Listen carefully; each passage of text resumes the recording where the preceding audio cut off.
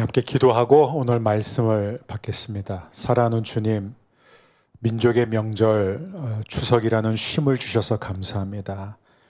이 기간에 또 가족과 함께 보내는 시간, 또 어떤 분들은 차로 이동하고 또 비행기를 타기도 합니다. 하나님, 어디를 가든지 어디에 있든지 이 추석 명절이 주님과 함께하는 기쁨이 넘치는 쉼이 되게 하여 주시고, 오늘 우리에게 말씀하여 주셔서 우리가 이 한 주 동안 어떻게 복음이 중심이 되는 쉼을 누릴 수 있는지 가르쳐 주시옵소서. 우리의 안전을 지켜주시고 우리의 마음을 지켜주시고 무엇보다도 우리의 영혼을 깨끗하게 하여 주옵소서. 예수님의 이름으로 기도합니다. 아멘. 아멘. 저는 여러분들과 함께 계속해서 갈라디아서 강해 설교를 하고 있습니다. 여러분, 강해 설교의 장점이 굉장히 많아요. 이 강해 설교는 성경이 말하는 모든 것을 순서대로 빠짐없이 다 가르치도록 합니다. 이 주제 설교를 하게 되면은 설교자가 자기가 원하는 주제만 선택해서 설교할 수 있는 위험이 있습니다. 물론 모든 설교자는 주제 설교를 해도 하나님 앞에 기도하고 또 하나님이 주신 마음을 따라 성도들의 필요에 맞게 주제를 정해야 되지만 언제나 그 위험이 있다는 거예요. 하지만 강해 설교는 설교자가 하고 싶은 주제뿐만 아니라 피하고 싶은 주제도 설교해야 됩니다.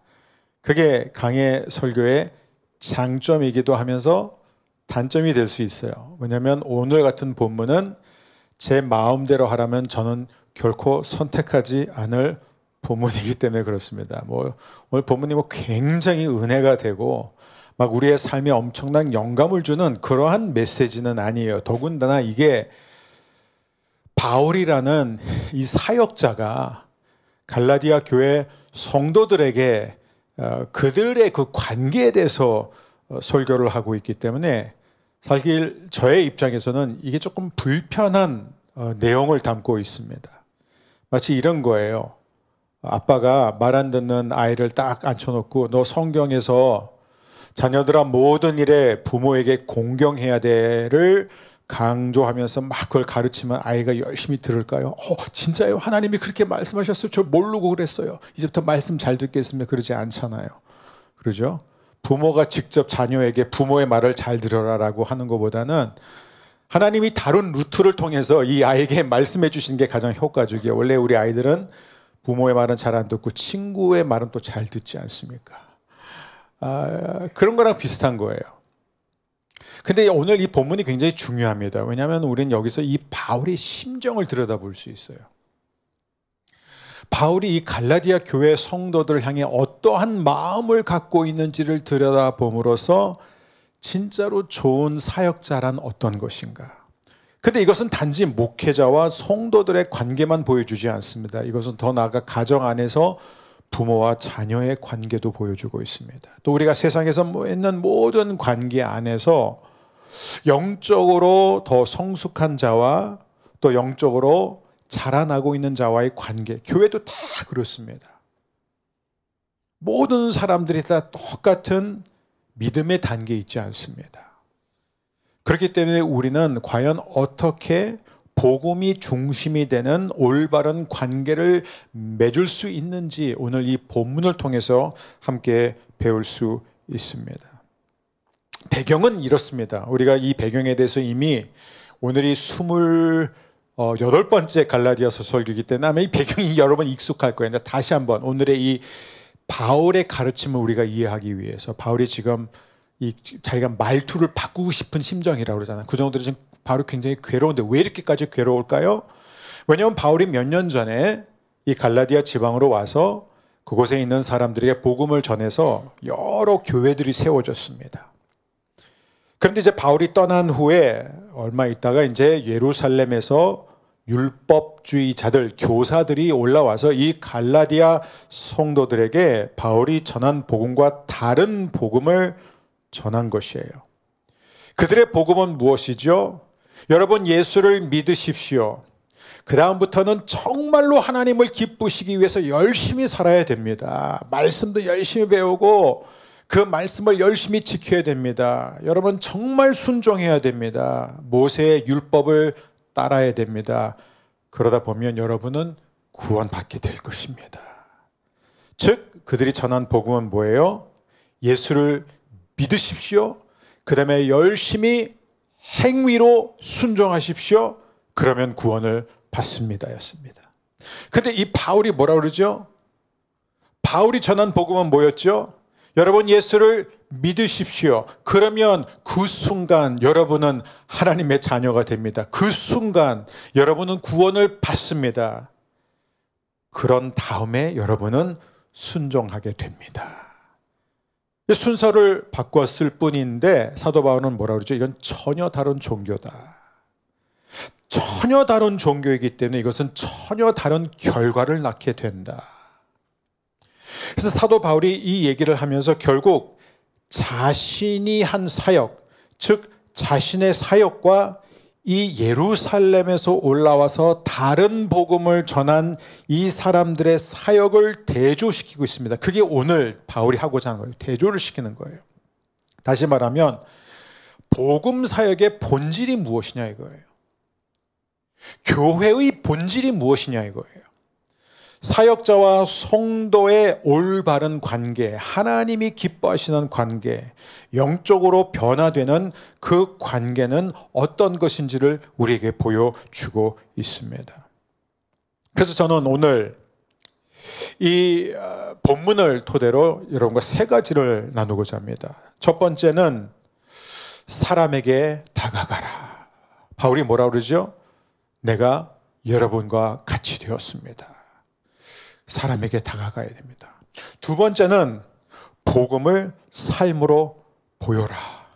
이제 여러분은 저와 같이 되기를 바랍니다. 이게 바울의 호소입니다. 그 다음에 세 번째는 그리스도의 형상이 이루어질 때까지 그들을 도와라. 이 세 가지입니다. 첫 번째, 사람에게 다가가라. 두 번째, 복음을 삶으로 보여라. 세 번째는 그리스도의 형상이 이루어지도록 하라입니다.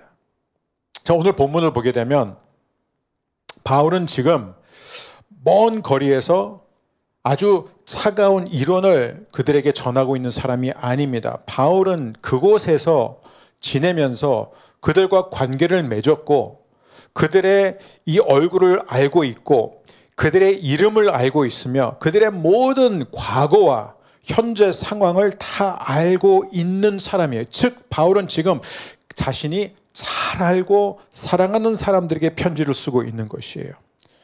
그리고 그는 19절에서 이렇게 말하고 있습니다. 내 자녀들이요. 그들이 다 바울보다 나이가 한참 아래라서 이렇게 말하는 게 아니에요. 지금 영적으로 말하고 있는 것입니다. 내 자녀들이요. 여러분이 참으로 그리스도와 같이 되기까지 나는 여러분을 위해 다시 아기를 낳는 어머니의 고통을 느낍니다. 바울이 아기를 낳은 적도 없는데 그 어머니의 고통이 어떻게 뭔지 알까요? 예, 그 고통이 무엇인지 바울이 오늘 자세히 설명하게 될 것입니다. 그래서 우리가 가장 먼저 살펴볼 것이 바로 사람에게 다가가라요. 자, 바울이 어떻게 시작하냐면 12절 말씀을 보면 우리 함께 읽겠습니다. 형제들이여 내가 여러분과 같이 되었으므로 거기까지요. 내가 여러분과 같이 되었습니다로 시작이 된다는 거예요. 여러분 이러시면 안 됩니다. 저와 같이 돼야 됩니다 라고 시작하지 않습니다. 바울이 뭐라 그러죠? 제가 여러분과 같이 되었습니다. 이렇게 이게 복음의 순서라는 거예요. 바울은 지금 요구를 하는 게 아닙니다. 강요를 하지 않습니다. 그는 철저하게 낮아집니다. 자신을 낮추어서 말문을 여는 거예요. 그게 뭐라 그러죠? 제가 여러분과 같이 되지 않았습니까? 여러분 바울이 어떤 사람이에요? 바울은요, 우리가 갈라디아서 전체를 보게 되면요, 절대로 복음을 놓고 타협하지 않는 사람이었습니다. 그래서 이 복음의 문제가 걸려 있으면요, 자신의 복음과 다른 복음을 전하는 사람들을 다 거짓이라고 말할 정도로 아주 선을 분명히 긋는 사람이에요.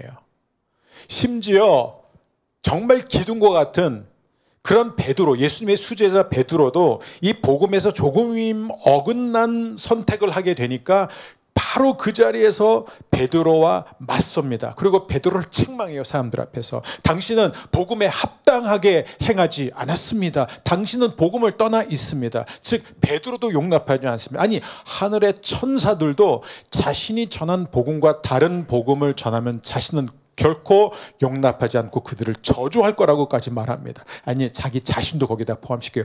나 자신도 내가 여러분에게 전했던 복음과 다른 복음을 전하면 저도 저주를 받아 마땅합니다. 그러니까 복음에 있어서는 절대로 타협하지 않는, 이 중요한 것에 있어서는 결코 흔들리지 않는 견고함을 보이는 사람이 바로 바울이었어요. 근데 여러분 보세요. 바울을 지금 보게 되면 바울은 무슨 일이 있어도 복음을 절대로 바꾸지 않지만 복음을 전하는 방식은 기꺼이 바꾸는 사람이었어요. 여러분, 이게 참 중요합니다. 복음 자체는 절대로 바꾸지 않지만 그 복음을 전하는 자신의 방식은 기꺼이 바꾼 사람이었다는 거예요. 바울이 고린도전서 9장 21, 22절 보면 바울이 굉장히 중요한 얘기를 합니다. 무슨 얘기를 하면, 저는 율법 아래에 있는 사람이 아닙니다. 하지만 율법 아래에 있는 유대인들을 얻기 위해서, 다시 말하면 그 유대인들에게 그리스도를 알게 하기 위해서는 저는 마치 제가 율법 아래에 있는 사람처럼 그들에게 다가갔습니다. 이런 말을 해요. 그리고 저는 율법 없는 사람들에게 예수 그리스도를 알리기 위해서는 비록 저 자신은 예수 그리스도의 율법 아래에 있는 사람이지만, 이건 모세 율법과 다른 거예요. 그러나 저는 마치 제가 율법 없는 사람처럼 그들에게 다가갔습니다. 그리고 제가 약한 사람들을 얻기 위해서는 제 자신도 믿음이 약한 사람이 되어서 그들에게 다가갔습니다. 이처럼 제가 모든 사람에게 모든 사람이 된 이유는 어떻게 살아도 그들이 예수님을 알도록 하기 위함입니다. 여러분, 이 바울의 유연성 보입니까? 엄청난 거예요. 예수 그리스도라는 이 복음을 그들에게 전하기 위해서는 그는 수단과 방법을 가리지 않았습니다. 하나님의 말씀에서 벗어나지 않는, 죄를 짓지 않는 선에서 그는 모든 사람에게 모든 사람이 되었다는 것이에요. 여러분, 이 바울의 엄청난 유연함이 어디서 나올까요? 바로 복음에 대한 확고한 믿음 때문에, 자기 확신에서 비롯되었음을 우리는 알 수 있습니다. 그래서 바울은 갈라디아 성도들에게 다가갈 때 처음부터 그들에게 어떻게 다가갔어요? 그들의 질문 속으로 들어갔습니다. 그들이 갖고 있던 모든 의문과 의심에 대해서 귀를 기울였어요. 그들의 두려움을 이해하려고 했습니다. 그들의 문화와 그들의 관습을 철저히 따랐고 존중했습니다. 그러니까 뭐예요? 바울은 자신의 접근 방식을 완전히 바꿨다는 거예요. 여러분, 복음의 내용은 선명하고 굳건하게 붙들면서도 동시에 방법은 사람에게 맞춰갈 수 있는 것이 바로 하나님의 능력이에요. 이것은 복음으로만 가능하다는 것입니다. 근데 반대로 율법주의자들의 특징이 무엇이죠? 이 종교인들의 특징이 무엇이냐면 언제나 사소한 것에 목숨을 건다는 거예요. 주변에 있는 것들, 주변부가 마치 중심인 것처럼 그것을 절대시하기 시작합니다. 그래서 이 예배 형식이 너무나 중요해진 거예요. 예배의 순서가 중요합니다.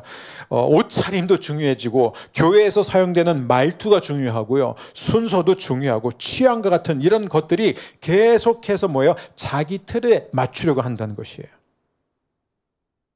그러나 이 복음을 중심으로 두는 사람들은요, 언제나 복음 문제에 있어서는 단단하기 때문에 오히려 다른 것들은 사소하게 바라볼 수 있고 그만큼 관대하고 유연할 수 있다는 것이에요. 여러분, 그래서 이 갈라디아 성도들의 마음이 활짝 열렸던 것이에요. 그래서 그들은 이 복음의 본질, 예수 그리스도의 십자가와 부활을 기꺼이 받아들일 수 있었던 것입니다. 여러분, 오늘 우리에게 필요한 첫 걸음은 무엇일까요? 이번 추석 명절 기간, 오늘 우리가 배울 이 세 가지 포인트는 모두가 다 바로 실천 가능한 것들이에요. 왜요? 예수님이 먼저 저와 여러분에게 행해 주신 것과 똑같기 때문이에요.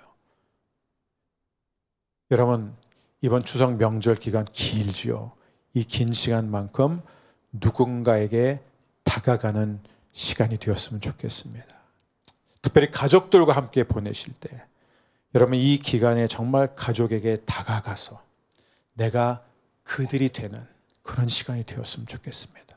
그들의 마음속으로 들어가고 그들이 갖고 있는 생각이 무엇이고 두려움이 무엇이고 걱정이 무엇이고 마음에 있는 외로움이 무엇인지를 경청하는 거예요. 내 방식을 버리고 내 어젠다를 버리고 내가 하고 싶은 얘기를 버리고 이번 추석 명절은 우리가 바울이 갈라디아 성도들에게 다가가서 먼저 그들처럼 된 것 같이 우리 또한 이런 성육신을 이룰 수 있는 추석 명절이 되기를 축복합니다.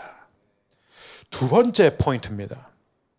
두 번째 포인트는 복음을 삶으로 보여라 이거예요. 자, 12절을 계속 읽겠습니다. 다시 형제들이여 내가 여러분과 같이 되었으므로 여러분도 나와 같이 되기를 바랍니다. 자, 만일 사도 바울이 처음부터 여러분 저와 같이 되어야 됩니다 라고 한다면 이건 허영심이에요.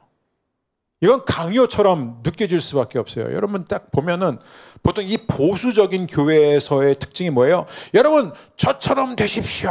이게 지배적이에요.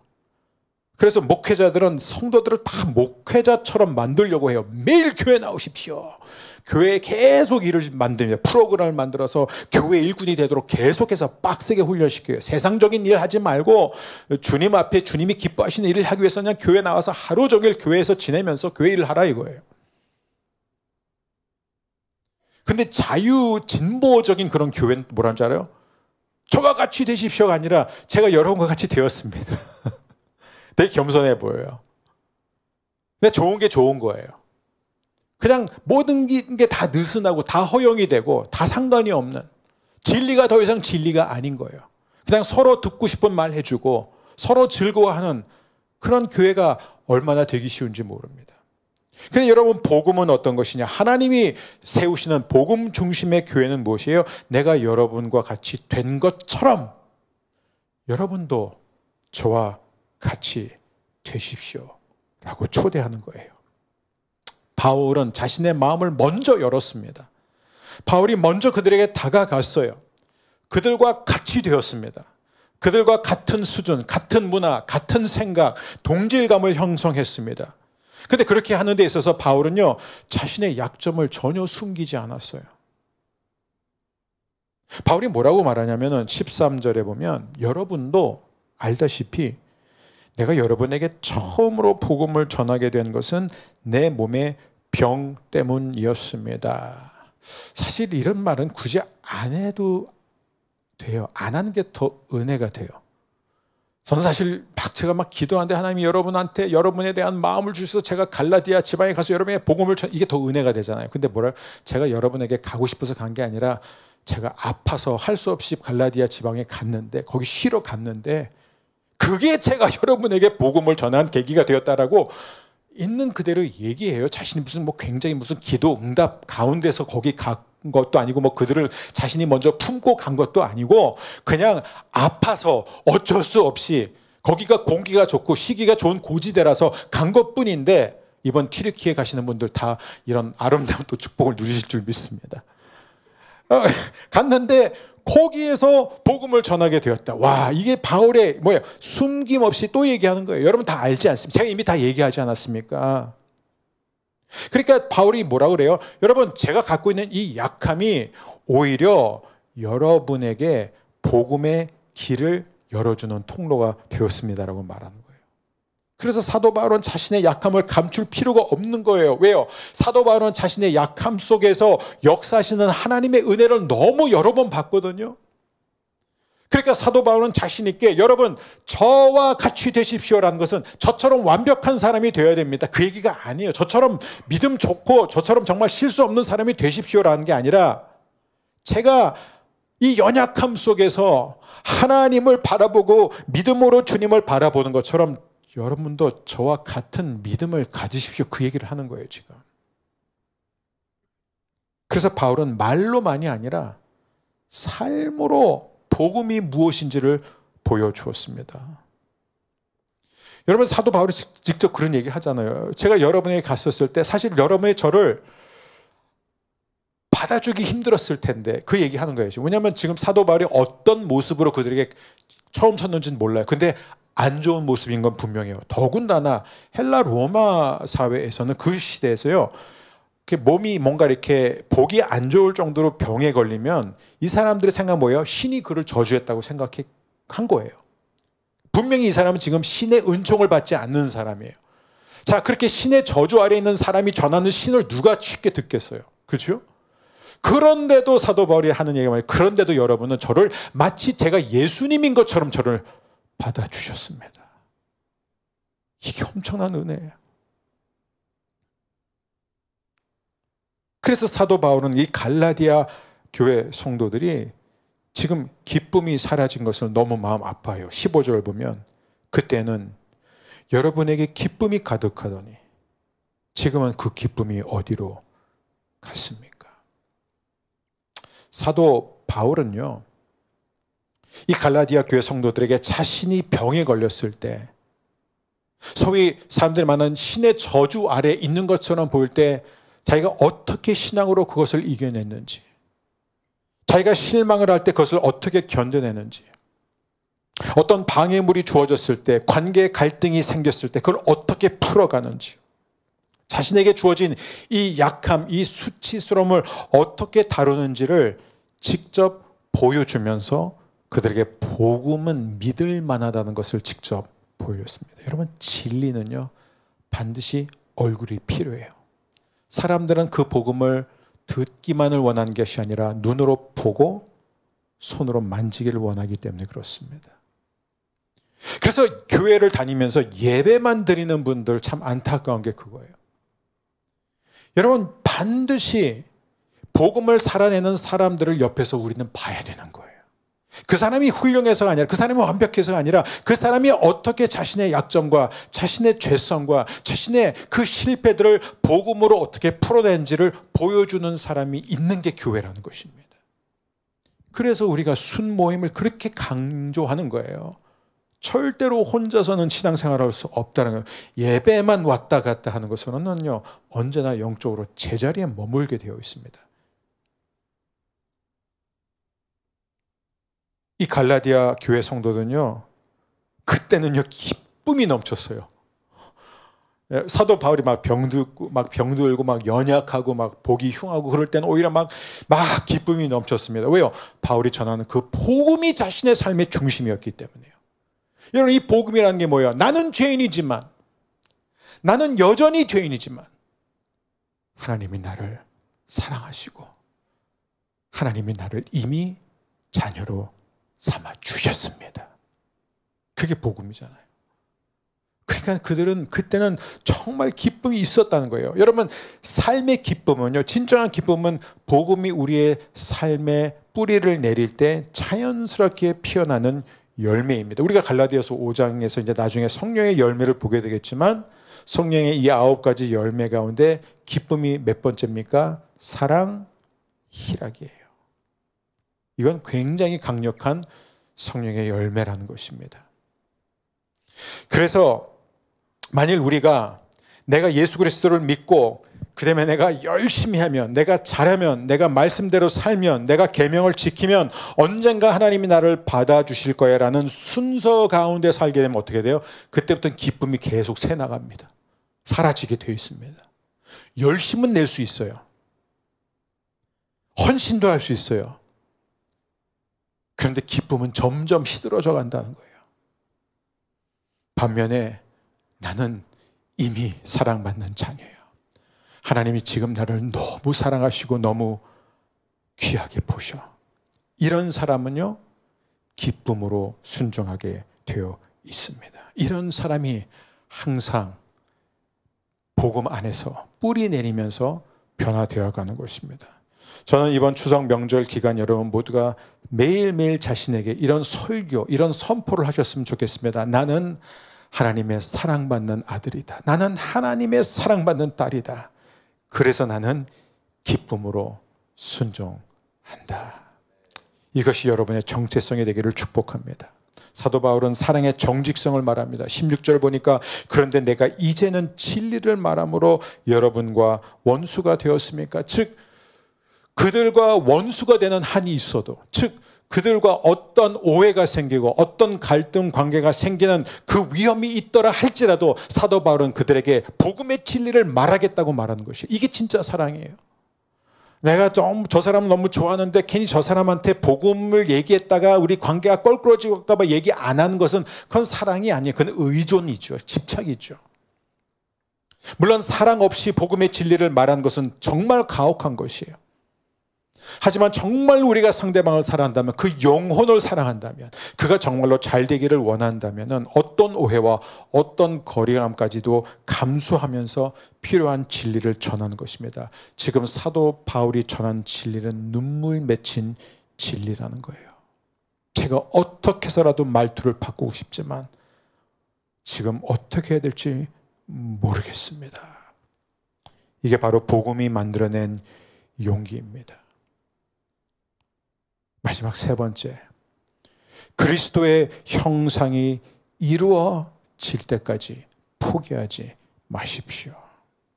사도 바울은 여기서 해산의 수고를 말하고 있어요. 바울은 이 예루살렘에서 온 교사들과 자신의 사역을 지금 다시 대조를 하고 있죠. 17절. 그 사람들이 열심히 여러분을 설득하는 것은 여러분을 위해서가 아니라 우리를 배반하고 그들만을 따르도록 하려는 것입니다. 자, 오늘 본문 같은 이 본문이 또 주는 또 하나의 위험성이 하나 있어요. 그게 뭐냐면 사도 바울이 지금 자신이 전한 복음과 다른 복음을 전한 그들 모두를 거짓이라고 말하고 있잖아요. 그들의 동기가 다 순수하지 않다고 말하고 있잖아요. 우리가 이 설교를 하다 보면 저도 모르게 마치 다른 목회자들은 순수하지 않고 다른 사역자들은 하나님 앞에서 올바른 사역을 하지 않고 있다는 것처럼 말할 수가 있습니다. 근데 저는 그렇게 생각하지 않아요. 많은 분들이 하나님 앞에서 정직하게 사역을 하고 있지만, 그러나 우리가 이 말씀을 토대로 분명히 하나님 앞에 바르게 사역하는 사역자들과 그렇지 않은 사역자들의 차이점을 분명히 우리가 볼 필요가 있습니다. 17절에 뭐라고요? 그 사람들이 열심히 있다는 거예요. 여러분, 열심으로 사역자를 판단하지는 안 돼요. 저 사역자가, 저 목회자가 얼마나 열심히 목회를 하고 얼마나 열심히 사역을 하고 있냐, 그것만으로 판단해서 왜 열심을 내고 있느냐, 그게 중요하다는 거예요. 그들이 열심히 내는 까닭이 뭐예요? 그들만을 따르도록 하려는 것입니다. 여러분, 이것은 우리가 정말 마음에 새겨야 되는 경고입니다. 인간이 잘못하면요, 열심히 사역함으로써 예수님의 제자가 아니라 자기 제자를 만들려고 합니다.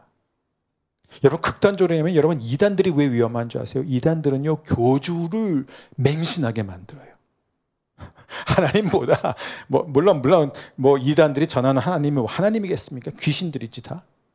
근데 이 이단들의 특징이 뭐예요? 교주의 말이 하나님의 말, 아니 하나님의 말씀보다 자기 말이 더 위에 있는 것처럼. 이게 이단들의 특징 아닙니까? 결국 뭐예요? 열심을 내지만 그 열심의 목적은 다 자기 사람 만드는 거예요. 자기 종교에, 자기 교회, 자기 집단, 자기 공동체에 헌신하도록 만드는 것입니다. 여러분, 사역자들이 이걸 조심하지 않으면요, 성도들을 정말 한 영혼 한 영혼 귀한 그리스도의 형상을 이루기까지 세워야 하는 그런 존재보다는 자기 사역을 위한 수단으로 만들 수 있다는 거예요. 그렇게 생각할 수 있습니다. 이건 누구에게나 올 수 있는 유혹이라는 거예요. 그들이 결심을 내가지고 그들을 높이는 것 같지만 사실 뭐예요? 궁극적으로는 자기를 높이려 한다는 것이라고 말합니다. 다시 말하면 팬을 만들려는 거예요. 자기 지지층을 만들려고 한다는 것입니다. 그래서 그들의 귀를 간지럽히는 말을 해요. 듣기 좋은 말을 합니다. 이 듣기 좋은 말이라는 게 뭐예요? 종교의 언어를 쓴다는 거예요. 종교는 사람들을 끄는 힘이 있고 충성심을 끌어내는 막강한 힘이 있습니다.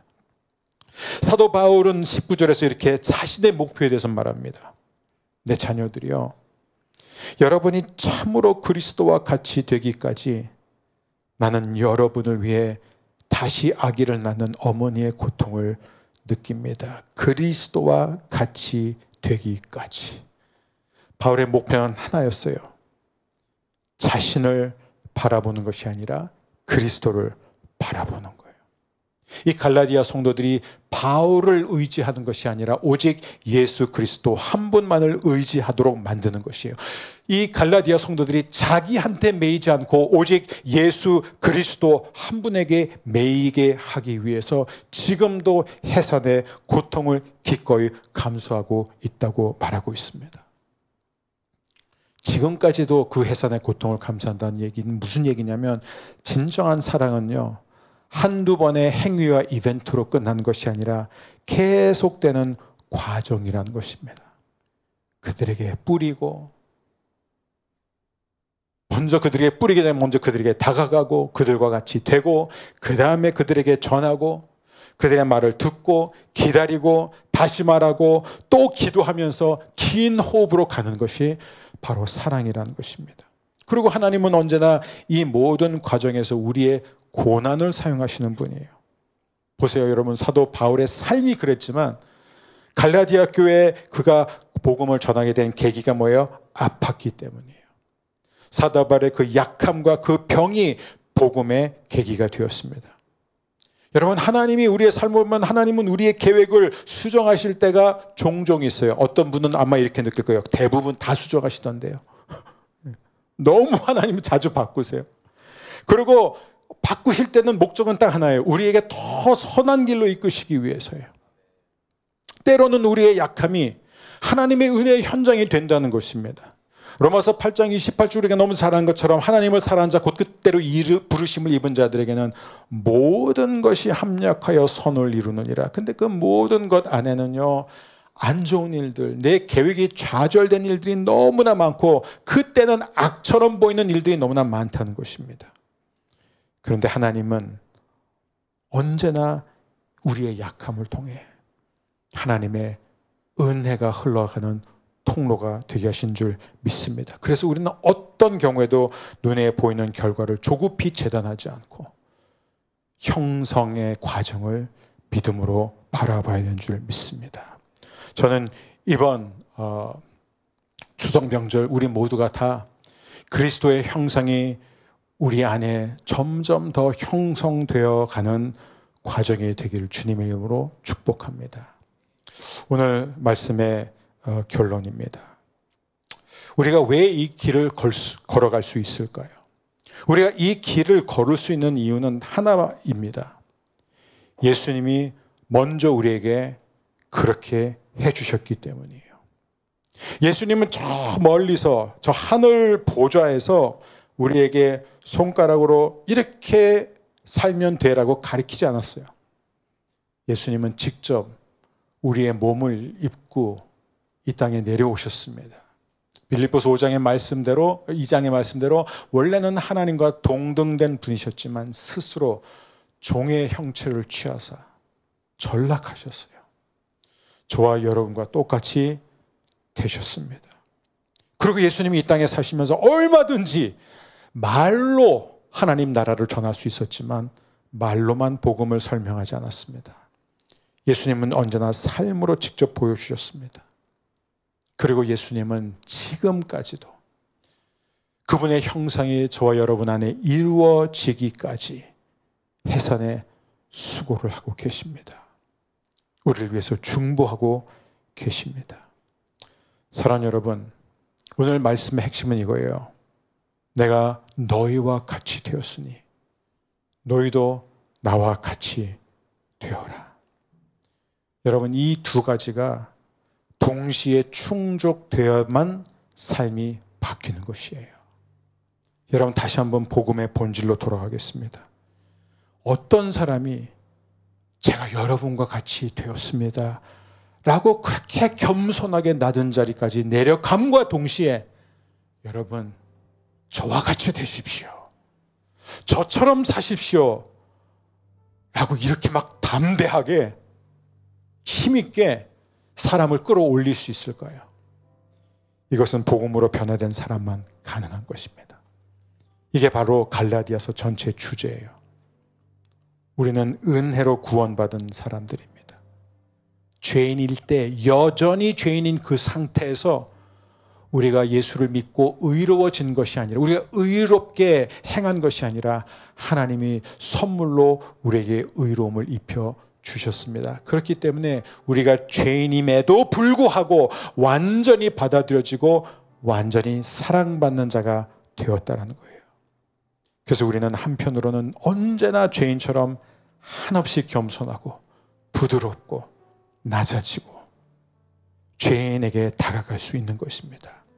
하지만 동시에 우리는 의인처럼 담대하게, 여러분, 저와 같이 되십시오, 저처럼 사십시오 라고 말할 수 있는 이 이중성, 여러분, 이 이중성은 복음만이 가능케 하는 줄 믿습니다. 이번 추석 명절 기간 여러분이 가족과 다양한 분들과 만나다, 아니면 그냥 부부 단둘이 시간을 보내시든, 여러분, 이 추석 명절 우리가 3가지 기도 제목이 있어요. 첫 번째 뭐예요? 하나님, 제가 먼저 다가갈 수 있게 해주세요. 하나님이 저에게 다가와 주신 것처럼, 하나님이 먼저 저를 찾아와 주신 것처럼, 사도 바울이 갈라디아 교회 성도들과 똑같이 되었던 것처럼 저도 다가가게 해주세요. 들을 수 있게 해주세요. 상대방의 마음속으로 들어갈 수 있게 해주십시오. 그게 우리의 첫 번째 기도 제목. 두 번째는 뭐예요? 너희도 나같이 되어라. 주님, 제가 복음을 살아내게 해주세요. 복음이 무엇인지를 제 삶으로 보여줄 수 있도록 저를 도와주세요. 잘하라는 게 아니에요. 여러분, 잘해야 됩니다. 실수하면 안 됩니다. 죄를 지으면 안 됩니다. 그 얘기 아니에요. 여러분이 죄에서 어떻게 다시 일어나는지, 실수를 어떻게 많이 하는지, 여러분에게 있는 아픔과 여러분에게 있는 연약함을 어떻게 믿음으로 이겨냈는지를 보여주는 사람이 되게 해달라고 기도하십시오. 세 번째, 이럴 때 그리스도의 형상이, 예수 그리스도의 마음이 우리 가족 안에, 우리가 만나는 모든 사람들 안에 뿌리 내리게 하여 주옵소서. 이 3가지 마음을 가지고 우리 함께 자리에서 일어나셔서 이 시간에 우리 먼저 함께 찬양하겠습니다. 우리 주님의 마음을 구하며 주님의 마음을 달라고 함께 찬양하며 나아가겠습니다.